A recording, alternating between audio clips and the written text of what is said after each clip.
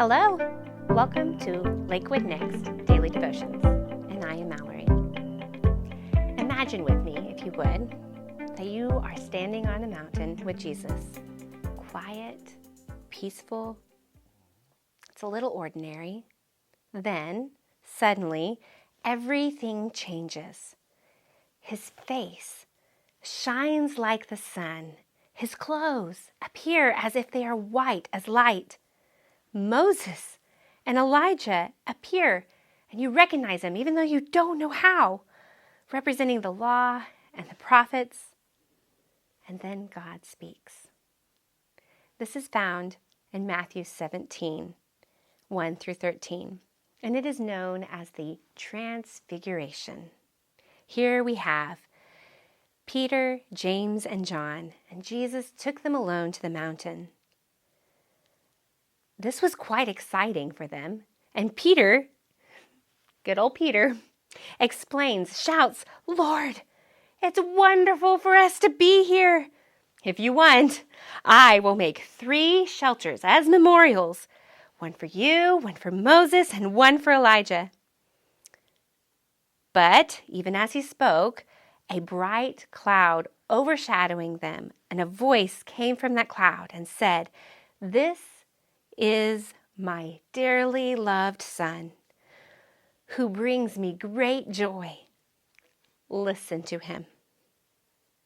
And the disciples then fell to the ground, terrified. Wow.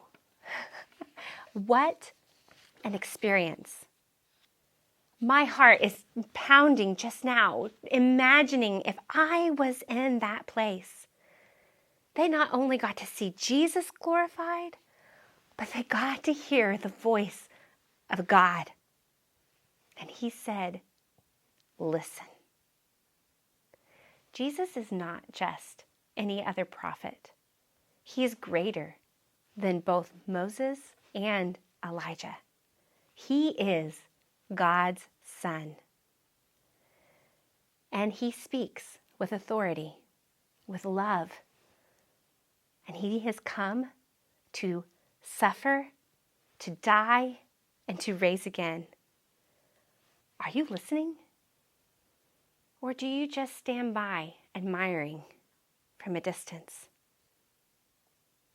When the disciples fell to the ground in fear, Jesus touches them and says, "Don't be afraid." Wow. Even in that moment where Peter doesn't know what to do, so he speaks irrationally, Jesus brings compassion in the midst of glory and awe. And he doesn't just leave them there. He helps them up.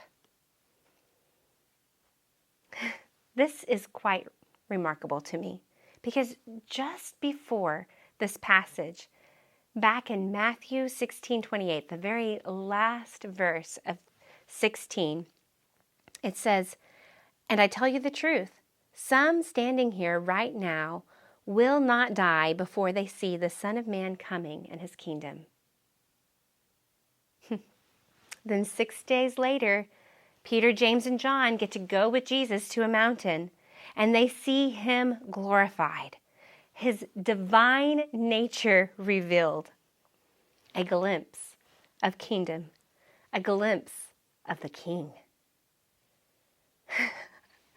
What a remarkable event that foreshadows the kingdom, a preview of a resurrection glory, a reminder that behind the suffering Jesus would soon endure, there comes an unstoppable majesty. 2 additional thoughts is what an encouragement. What an encouragement for Jesus, who was about to enter in some of the most difficult times ever.